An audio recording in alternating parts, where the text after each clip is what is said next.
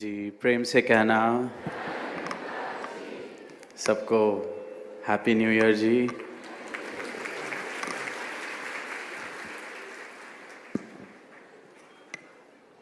नया वर्ष और सब आज सदगुरु माता जी के दर्शन यहाँ इस स्थल पर, समागम स्थल पर कर रहे हैं। और समय को देखते हुए दास बस जल्दी ही कुछ मन के भाव जो आज दिन में भी एक मीटिंग थी जिसमें साझा करने का अवसर मिला। अभी चंद रोज़ पहले जो पंजाब की यात्रा, तो वहाँ सफ़र के दौरान गाड़ी में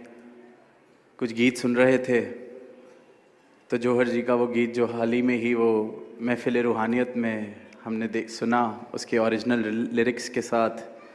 तो उसमें एक पंक्ति आई कि सानू रब मिल गया लोकां नू उड़ीक वे। तो मन में यही भाव सदगुरु के रखे दास ने कि महाराज ये जिस समय में गीत, जिस अवस्था में गीत महापुरुषों ने लिखा, पर आज का जब समय देखते हैं तो समाज में, मानव के जीवन में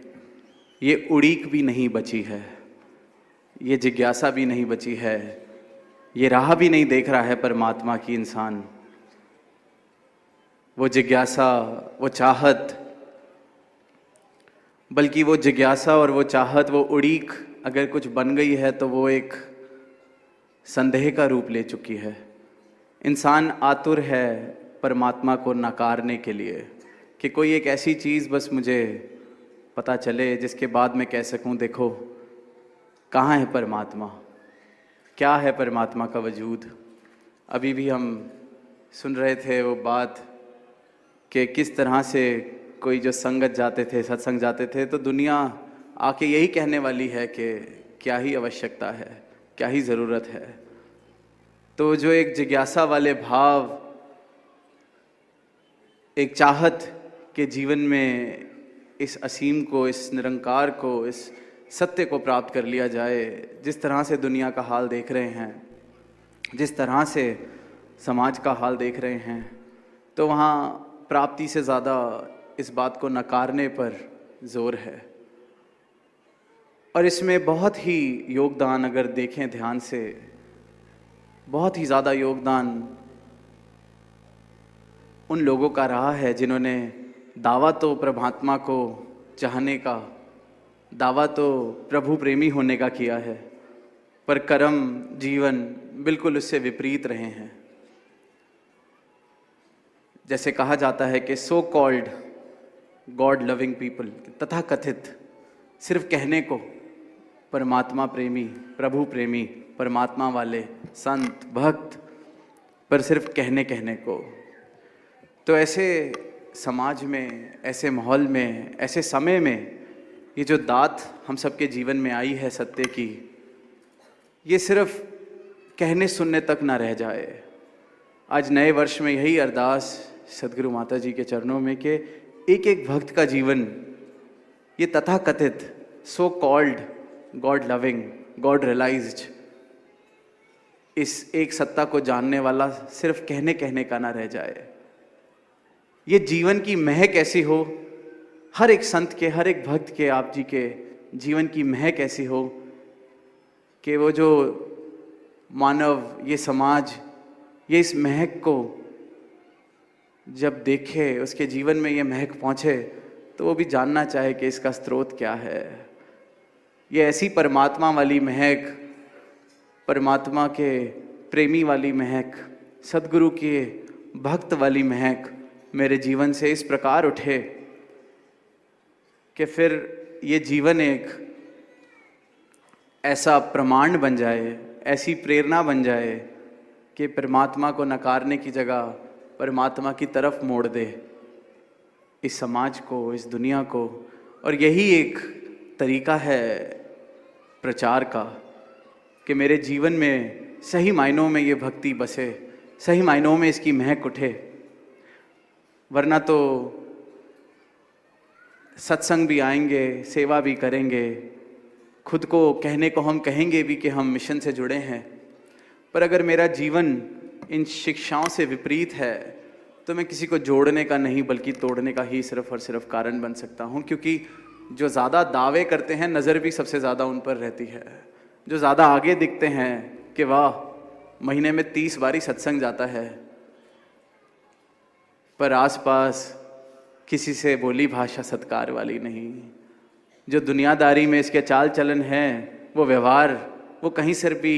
किसी एक ठीक ठाक इंसान वाले नहीं। तो ये इस वर्ष में आत्म मंथन किया जाए कि हम आ रहे हैं, बैठ रहे हैं, सुन रहे हैं, परमात्मा को जानने का दावा कर रहे हैं, प्रभु से प्रेम करने का दावा कर रहे हैं, तो फिर क्या प्रभु के बंदों से भी वही प्रेम मेरे जीवन में उतरा है कि नहीं? ये सद्गुरु की शिक्षाएं सिर्फ संगत में कहीं अगर बोलने का मौका मिले, कहीं स्टेज पर ड्यूटी लगे, कहीं स्पीच की ड्यूटी लगे, वहाँ कहने सुनने तक, सुनने सुनाने तक सीमित ये यात्रा, ये जीवन ना रह जाए।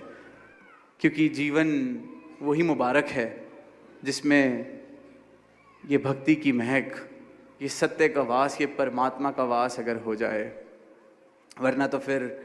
बहुत सारे ऐसी दावे करते करते बहुत ही सारी दुनिया दावे कर भी रही है, करती भी आई है, पर वो जो दावे हैं, जो खोखले हैं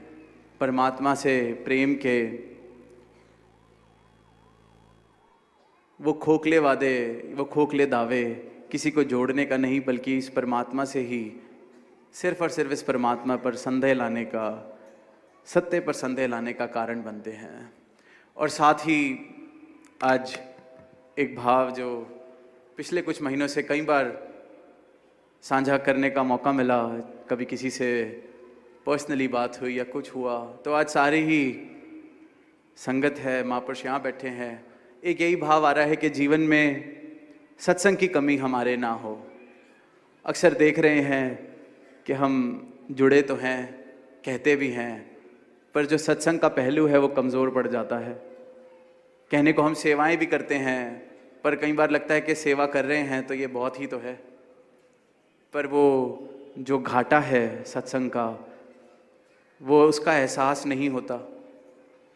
पर वो घाटा किस रूप में मेरी भक्ति को कमज़ोर कर देता है, क्योंकि सेवा, सिमरन, सत्संग,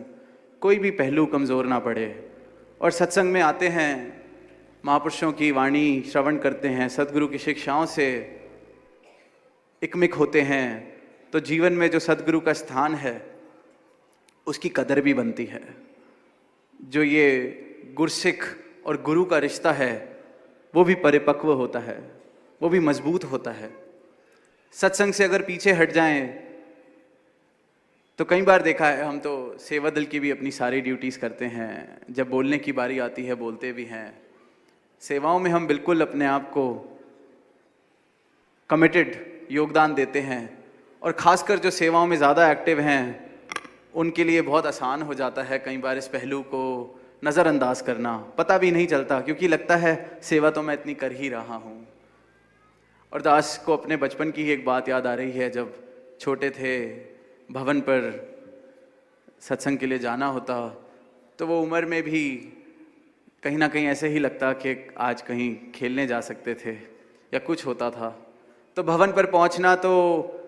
लगता कि चलो आज कहीं जोड़े जहाँ पे महापुरुषों के उतरते हैं वहीं सेवा लग जाए, तो संगत के अंदर नहीं बैठना पड़ेगा, कम से कम सेवा तो कर रहे थे। या जहाँ प्याऊ बना है बाहर, वहाँ खड़े हो जाएं, क्योंकि वहाँ खड़े होंगे तो 2-4 महापुरुष और भी खड़े होंगे, तो शायद जल्दी से संगत की जगह सोशलाइजेशन थोड़ी सी ज़्यादा हो जाएगी। तो ये बचपन से ही मन के खेल शुरू हो जाते हैं, मन की चालाकियाँ शुरू हो जाती हैं। तो आज इस नव वर्ष पर, इस दिन पर यही चेतनता, हम खुद भी चेतन होएं, और इस बात पर गौर सारे के सारे महात्मा, खासकर जो युवा पीढ़ी है, वो ज़रूर दें कि कहीं जीवन में मेरे सत्संग का पहलू ना घट जाए। मैं सेवाएं, दातार कृपा करे, आज से सब बढ़ चढ़ कर और सेवाएं, चाहे तन की, चाहे मन की, चाहे धन की, हर रूप में करें, पर सत्संग का पहलू जीवन में किसी के ना घट सके। वरना वो सेवाएं भी सिर्फ और सिर्फ शारीरिक हरकतें बन के रह जाती हैं, वो सेवाओं का रूप नहीं बन पाती अगर मेरी मन की अवस्था समर्पण वाली नहीं है। और वो अवस्था सिर्फ और सिर्फ सद्गुरु के चरणों से, इस सत्संग से, संतों के संग से मिलती है। और ये मानव परिवार, ये जो मिला है हमें, संतों का परिवार मिला है, यहाँ भी हम सब ने एक दूसरे की तरफ अपनी जिम्मेवारी निभानी है कि कोई अगर पीछे छूट रहा है, हमने उसका हाथ पकड़ के उसको आगे लेके जाना है। और इस बात का ये मतलब नहीं है हम कहीं जजमेंट करने का राइट हमें दिया जा रहा है कि ये तो कम आता है, उसकी अटेंडेंस किसी की हमने नहीं लगानी, वो हमारा काम नहीं है। ये सर सांझी जिम्मेवारी एक एक संत की है, इस पूरे परिवार की है कि बस गुरु के चरणों से, इस परमात्मा के प्रेम में खुद भी और आगे बढ़ते जाएं और मजबूत होता जाए ये प्रेम जीवन में, भक्ति वाला पहलू मेरा मजबूत होता जाए और मैं साधन बन सकूं अपने इस मानव परिवार का, कि ये साधन का उपयोग इस रूप में हो सके, इस जीवन का उपयोग इस रूप में हो सके कि ये औरों को भी सदगुरु के इस ब्रह्म ज्ञान से, इस परमात्मा के प्रेम से और निकट ला सके। तो दोबारा नव वर्ष की सबको बहुत बहुत शुभकामनाएं, और यही मनोकामना कि हम सबके ही जीवन में सत्संग का पहलू, सेवा का पहलू, सिमरन का पहलू, पर सत्संग से कोई भी पीछे ना रह जाए, वरना बाकी तो काम, बाकी वॉलंटियरी वर्क सारी दुनिया कर रही है। ये जो सत्य है यही हर चीज़ में शामिल हो जाए और सत्संग के इस पहलू को मजबूत करते चलें, ताकि अपने और सदगुरु के बीच में जो भक्ति वाला रिश्ता मिला है ये मजबूत भी होता चला जाए, इसकी कदर भी बनती चली जाए और इसकी समझ भी आती चली जाए। प्रेम से कहना, दान रखना।